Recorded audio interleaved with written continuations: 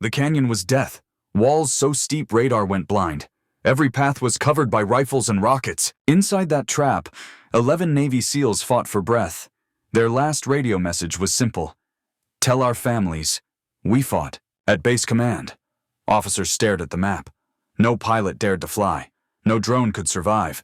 Everyone believed the mission was already lost. Everyone, except one woman. She walked forward in silence, her eyes fixed on the canyon. And when she spoke, the room froze. I'll go. Before we dive into this story, where are you watching from? Let us know in the comments. And if you believe that values like honor, courage, and sacrifice still matter, join us in keeping their legacy alive. The first transmission broke through the static like a blade. Echo 7 to command. We're pinned. High ground taken. Ammunition almost gone. There was a pause, the sound of gunfire crackling faintly behind the words. Then came the line no one wanted to hear. If anyone's listening, tell our families we fought. The radio hissed once more, then silence swallowed the signal. Inside the command tent at Ridgefield Base, no one moved. Maps covered the central table, each one marked in red across the Sierra Verde range. And the canyon where Echo 7 was trapped had already earned a name from locals, Deadfall. The name was no exaggeration. It was a gorge of broken stone, sheer walls twisting like a serpent, impossible angles that swallowed radar. Every pilot in the room knew it. No aircraft came back once it entered. Captain Avery, the SEAL liaison, leaned forward with both hands pressed against the map. That canyon's a coffin, he muttered. No drone makes it inside. Not even for reconnaissance. Around him, analysts exchanged glances heavy with defeat. Colonel Marcus Harland straightened, his expression rigid. We wait until nightfall, he said. If Echo 7 is still alive, we send Blackhawks low under the moon. Until then, no movement. His tone carried the weight of finality, the kind that silences younger officers. But everyone knew what waiting meant. The enemy held every ridge, armed with RPGs and heat seekers, watching every route in and out. By nightfall, there would be no one left to rescue. The silence pressed down like stone. Pens dropped onto notepads. A coffee cup went cold in someone's hand. Even the hum of electronics seemed subdued. At the back of the room, Major Cassandra Holt stood with her arms folded across her flight suit. Her boots were still dusted from the hangar floor. She hadn't spoken once since the transmission. Her eyes stayed fixed on the green glow of the monitor, not blinking, not shifting, as though staring alone could force the signal back. But the screen remained blank. A junior officer finally whispered what everyone was thinking. Even the SEALs are saying goodbye. The words lingered in the air, heavier than gunfire. That was when Cassie moved. Her voice was calm, but it cut through the room like a knife. No, we're not waiting. Harlan turned sharply. Excuse me. Major, all eyes swung toward her. Cassie stepped closer to the table, pointing to the jagged line of Deadfall Canyon. I've flown through Sierra Verde before. Operation Iron Trail. I know the thermal breaks, the way the crosswinds bend against these walls. I can make the approach. Her tone was steady, not a hint of bravado. Harlan's jaw tightened. You're proposing low-altitude KIS in a dead zone? Yes, sir, she answered. He shook his head once. You'd be flying blind. Terrain that tight, the margins don't exist. One slip, one gust, and you're gone. Cassie didn't flinch. Not blind, she said. Just below everyone else. Her words stirred a few scoffs from the drone operators. One muttered under his breath. That place eats aircraft. But Cassie ignored them. Her eyes never left the terrain map. If I drop under the ridgeline and hug the southern wall, I can ride the shadows, use the turbulence to mask my approach. Fast, low, no time for them to react. Harlan's brow furrowed deeper. You'd need to stay under 120 feet just to enter. He stared at her, voice hard. That's below safety threshold. If I clip a wing, she replied, then I don't come back. The words weren't dramatic. They were matter of fact. Cold. Simple truth. And if we lose the aircraft, Harlan pressed. Understood. And if we lose you? Cassie's answer was the same. I know the risk. The colonel's stare lingered. For a moment the tent was silent again, save for the faint crackle of static on dead comms. Then his voice dropped, low and almost personal. Why now? Major, why this mission? Cassie pointed again at the map. Because they're not gone yet. And if nobody gives them cover, that last stand turns into a massacre. The tent seemed to exhale. Someone coughed. Another officer shifted uncomfortably. Every eye was still on her. Captain Avery broke the silence, his voice tight. You really think you can pull this off? Cassie finally looked up, meeting his gaze. I don't think... Captain, I know. The way she said it left no room for argument. Even the skeptics fell silent. Harlan looked away, his jaw working. For a long moment, no one knew if he would order her grounded or give way. But Cassie didn't wait for his permission. She stepped back from the table, her decision already made. The tension in the room shifted, uneasy and electric. Every officer felt it. The line between protocol and survival had just been crossed. Nigh at the edge of the tent, a young lieutenant leaned toward a colleague, whispering under his breath, "If she goes in there, that's not flying." His eyes followed Cassie as she turned toward the door. That's challenging death itself. The words hung in the heavy air, sharp as the canyon walls waiting miles away. And Major Cassandra Holt walked out, already picturing the storm she would unleash. The hangar at Ridgefield Base roared with sudden activity. Technicians rushed around the squat frame of the A-10C Thunderbolt, its gray skin scarred from past missions. Today, every bolt and panel mattered. Armor plating was reinforced along the belly. The 30mm GAU-8 Avenger cannon spun once in a diagnostic test, its barrels glinting under fluorescent light. Missiles were slotted into pylons, hydropods locked tight. Hydraulic crews ran their hands over fuel lines, searching for leaks with anxious fingers. One mechanic adjusted the flare dispensers, muttering, "She'll need every one of these." Another reprimed the chaff system, just in case radar managed to pick her up. The sound of ratchets and compressors filled the bay. Sweat dripped down foreheads despite the cool Nevada air. Everyone knew this wasn't just another sortie. It was a gamble with no odds. Cassie walked slowly toward the aircraft. Her gloves were tucked under her arm, her helmet cradled in one hand. She looked at the Warthog like it was an old partner ready for one more impossible dance. A young crewman jogged up, breathless. In his hand was a square patch of dark fabric, stitched with a silver lightning bolt splitting a storm cloud. The single word beneath Storm Rider. "We made this for you, ma'am," he said. "Don't forget who you are up there." Cassie held his gaze for a moment, silent. Then she took the patch and slipped it into her sleeve pocket without a word. The crew chief climbed down from the ladder. All systems green. Engines cleared for full thrust. His voice was steady, but his eyes betrayed worry. Cassie pulled on her gloves, fastened her helmet, and ascended the ladder. The cockpit closed around her like armor. Switches flicked under her hands, muscle memory guiding each motion. She breathed once, steady. Ridgefield Tower, Storm Rider 1 requesting immediate clearance. The reply came after a pause. Storm Rider 1, cleared hot. Godspeed. The twin General Electric turbofans ignited with a thunderous scream. The floor of the hangar vibrated, tools rattling on benches. Technicians stepped back, shielding their eyes from the exhaust. The A-10 taxied forward, heavy and purposeful.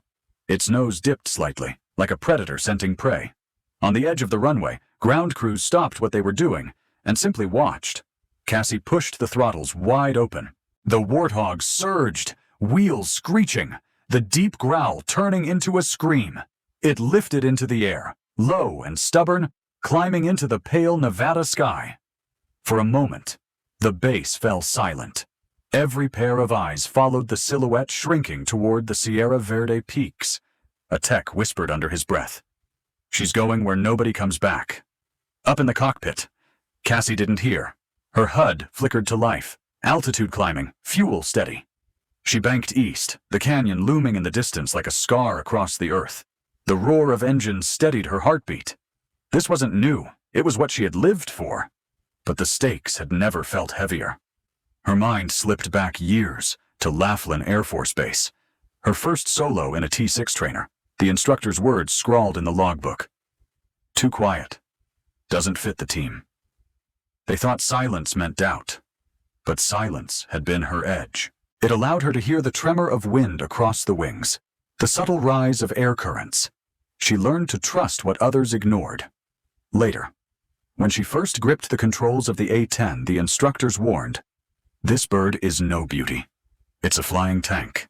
Others fought against its weight, muscled the stick, cursed its sluggish turns. Cassie moved with it, coaxed it, and the machine seemed to answer.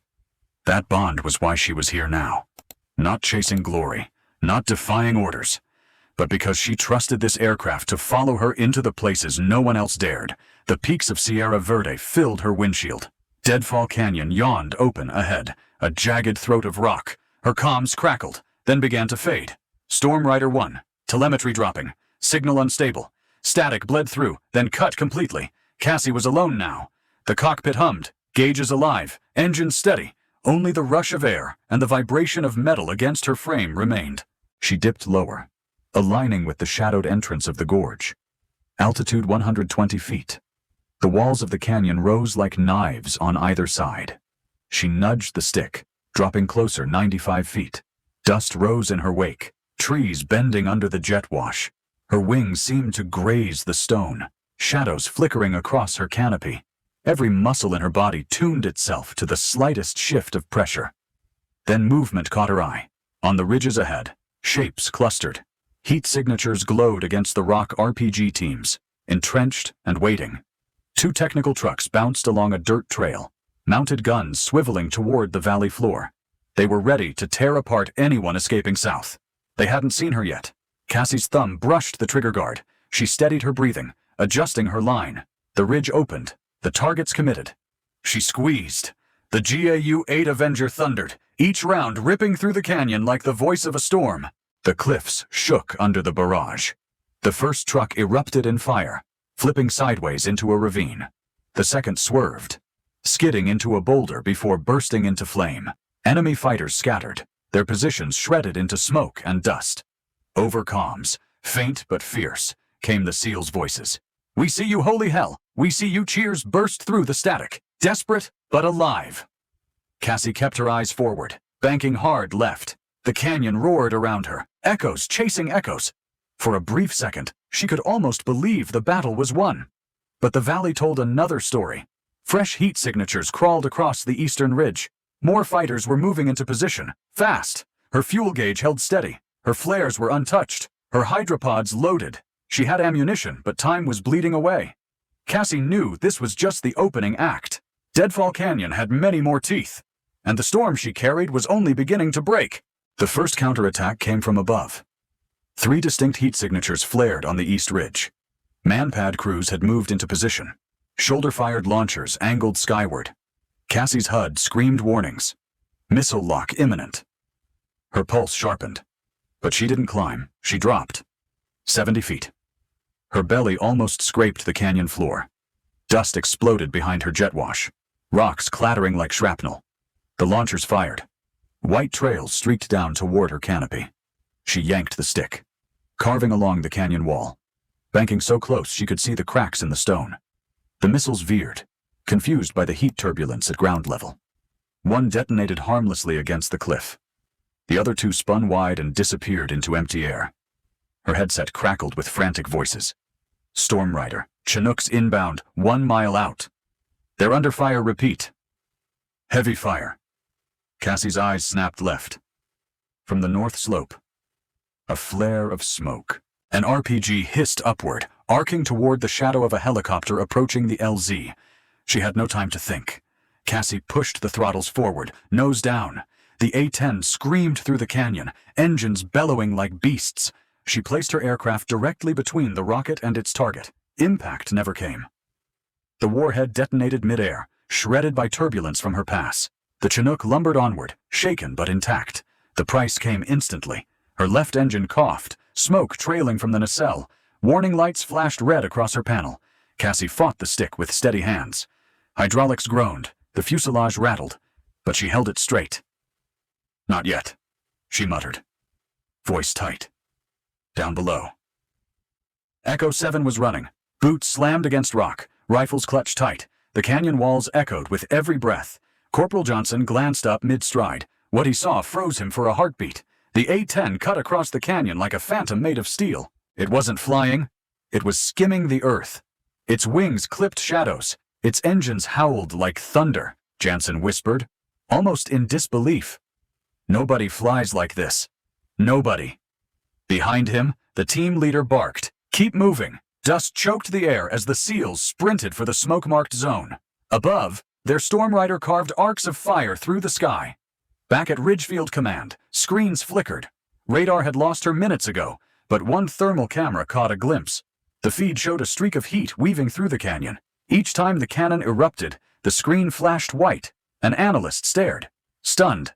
"She's not above the ridges," he whispered. A colonel leaned over his shoulder, eyes narrowing. "She's flying inside the canyon."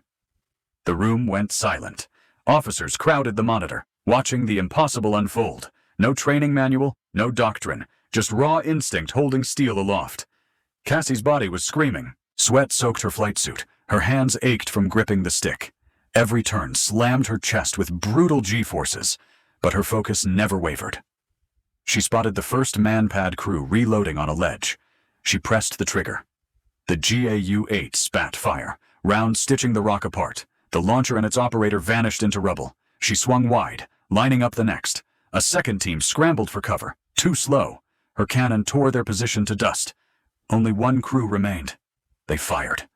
A missile streaked across her canopy, close enough to rattle her frame. She rolled hard, reversed, and let loose a final burst. Stone shattered. The last launcher disappeared in a plume of smoke. Her breath came ragged, but her eyes stayed locked forward. "Stormrider to command!" She hissed into the mic. Man-pad threat neutralized. Static answered back, thin but alive. On the ground, Echo 7 broke through the final bend. The landing zone was in sight, a barren patch of rock circled by smoke grenades. The whir of rotor blades thundered above them. 2 Chinooks descended, their silhouettes framed by swirling dust. The SEALs sprinted, diving across the open ground. Bullets rained from the cliffs, snapping inches overhead. Cassie circled above, every system bleeding. Her flare count sat at 0. Her missile pods were dry. The hydraulic pressure gauge dipped into the red. The left stabilizer shuddered with each maneuver. Her Warthog was barely holding together. But the mission wasn't over. The SEALs needed 3 more minutes of clean air. 3 minutes of cover before the Chinooks could lift. Cassie's jaw clenched. She knew her aircraft had nothing left but its cannon and her will. That would have to be enough. Below. Jansen looked skyward again. The A-10 rolled into a low pass. Smoke trailing from its wing. He could almost feel the vibration in his chest. The rookie beside him shouted, "Who the hell is flying that the team leader didn't glance up?" "That's Stormrider. Don't question, just thank her." Cassie steadied her breathing. Her cockpit smelled of smoke and scorched wiring. Her vision narrowed to the ridges still crawling with fighters. For a moment, she thought of the patch tucked in her sleeve pocket. The silver lightning bolt against dark cloth. She whispered the words aloud. Barely audible. 3 minutes. I'll make the storm. Her hands tightened on the stick. The Warthog banked hard toward the ridgeline, cannon armed, ready to burn the canyon clean. She rolled into the final orbit with smoke feathering from her left wing. Below. Echo 7 surged across the rock like shadows, rotors kicking cyclones over the LZ. Cassie pressed the nose down and slid between the fire lanes. She didn't call it out. She simply put steel where bullets needed to stop. Round stitched the air from the northern shelf. She leveled the canopy toward the threat and let the Warthog's bulk become a wall. Tracer lines skittered across her fuselage like sparks on wet asphalt. The Chinook door gunners raked the ridge, buying seconds she could turn into minutes. Then the near kill arrived. A bright streak not from a launcher, but a heavy machine gun swept under her left wing. Metal screamed. Sparks tore from the tip, rivets spitting like embers in a forge. She eased the stick instead of yanking it. Too much muscle would shear the stabilizer. Too little would drift her into stone. Board, board, board, someone yelled on the open net. The word hit like a metronome as shapes leapt into the belly of the first bird. She dragged a straight line along the cliff to hold heads down. The GAU-8 spoke in a short, surgical burst, ripping a notch in the enemy's perch. Silence. Then the deeper thunder of rotors pushing for lift. Dust swallowed everything until the canyon became only sound and grit. Cassie reversed, dropping a wing to screen the second helicopter. Her instruments fought her hydraulics in the red, cautions stacked like dominoes. Last stick aboard. A voice coughed through static. Wheels up in 5, 4. She didn't wait for one. She rolled the nose toward the eastern mouth and knifed the canyon open with noise. A final burst broke the last gun nest to gravel. The Chinook rose behind the smoke like a house lifting from its foundation. She felt the moment she could stop being the shield. Not safe. Never safe, but enough. Storm Rider. Escort, someone asked. Half prayer, half request. On your left, she said. Already there, beneath the blade wash. They cleared the ridges in a staggered climb. Her wingtip wavered, then steadied, the Warthog refusing the urge to quit. Ridgefield Tower took her back with clipped, urgent tones. Storm Rider 1, declare status. Single engine coughing, hydraulics low. Left stab unstable, she replied. Gear uncertain. Intend full length. They foamed the runway and rolled crash crews to the margins. The strip looked too narrow for what she was about to ask of it. Final approach came fast and crooked. She trimmed by feel, matching the crosswind in tiny corrections that felt like whispers. Gear down. The right main locked, the left flickered amber, then green, then back to amber. She committed. The touchdown was a punch. Rubber screamed. The nose dipped. The frame shuddered end to end. A tire burst in a howl that vibrated through the seat rails. Sparks cascaded under her, a bright river chasing the fuselage. She rode the center line like a blade, eyes on the far lights. Brakes faded. She spaced the taps, coaxing friction out of nothing. The Warthog slowed, staggered, and finally sagged to a stop beside the foam curtain. Steam drifted from the nacelles. A thin thread of smoke curled from the wing root. For a beat, nobody moved. Then the world rushed in, all at once. Sirens, boots, shouts that sounded like relief. The canopy cracked. Cool air poured over the smell of scorched metal and hot wiring. Cassie pulled herself up the ladder with careful hands. Her face was pale beneath the helmet line, a dark smear drying on her collar. Medics brought a stretcher and stopped 2 steps short. She shook her head once and took the oxygen mask instead. The crew chief took off his headset and pressed his knuckles to his mouth. A mechanic let out a sound that was half laugh, half sob. The young crewman who had given her the patch stood back from the ladder. He didn't speak. He only touched his sleeve where a twin bolt had been stitched. She handed him her helmet. "Stow it," she said, voice hoarse but level. Debrief came quick and hot.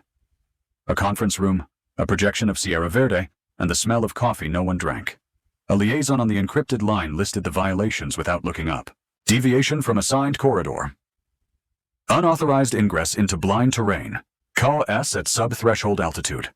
Catastrophic risk to asset. Cassie sat with her hands folded, eyes steady. She didn't argue. The canyon had already said everything for her. Colonel Harland cut through the recital with a flat palm. She saved 11 operators, he said. They are breathing because she flew. The liaison swallowed, reshuffling his papers like the pages might rearrange the truth.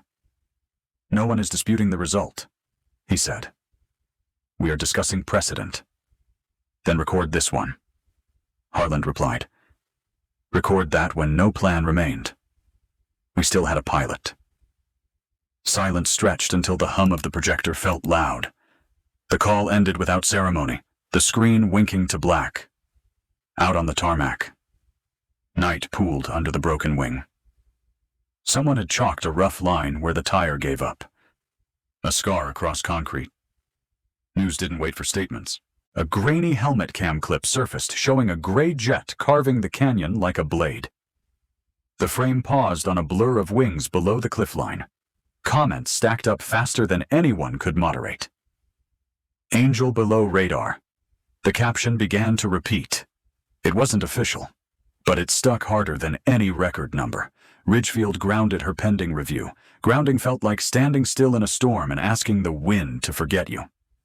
3 weeks later, the hold lifted without parade or apology. A file slid across Harlan's desk with a new header: Advanced Tactical Low Altitude Instruction. They asked Cassie to teach. Not the legend, just the math of wind and rock and how to thread them when logic says no. She set one condition and signed once. Real terrain, real pressure. No classrooms pretending to be mountains. Pilots came from across wings to sit in her briefings. They brought the same questions in different voices, all trying to name the thin line between daring and discipline. She never sold recklessness. She taught listening how engines tell truth, how air stacks on stone, how a canyon has moods. Months passed, and the clip kept circulating like weather. Nobody official mentioned it, which only made it grow. One afternoon in a lecture hall with sun striping the chalkboard, a cadet raised a hand. "Ma'am, why did you fly that low?" The room went quiet, the kind of quiet that respects an answer it can't fully hold. Cassie glanced toward the window, where the sky cut a pale line above the roofs. "Because the ground was the only place left to keep them alive," she said softly. "Because when no one will go down into the fire, sometimes you have to become the storm." She didn't elaborate. Pilots rarely need more words than the ones they land with. After class, she crossed the ramp and stopped beside Iron Fang's patched wing. Her hand rested on the riveted skin as if taking a pulse. Wind came off the flats and whispered along the panels. Somewhere out past Sierra Verde, a canyon kept its own quiet, and the scar on the cliff stayed where a jet had flown too close to be real. Echo 7 sent a coin to the squadron weeks later. On one side, an outline of a canyon. On the other, a small bolt of silver thread. She kept it in the same pocket as the patch. Not for luck, just for weight. Ridgefield's runway lights blinked on in sequence as the sun bled down. Engines spun somewhere in the dark. Another sortie climbing into its first sentence. Cassie turned away from the wing and walked toward the brief room. There were new maps to mark, new crews to keep breathing, and weather to read by ear. Behind her, the Warthog sat quiet, ugly, perfect. A machine that had let itself be a shield, and then asked for nothing in return. If you enjoyed the story, consider sending us Super Chat to help bring more stories like this. Now, click on the video on the screen to hear another story that's just as powerful and captivating with courage, sacrifice, and a choice that will leave you questioning everything you thought you knew about duty and justice.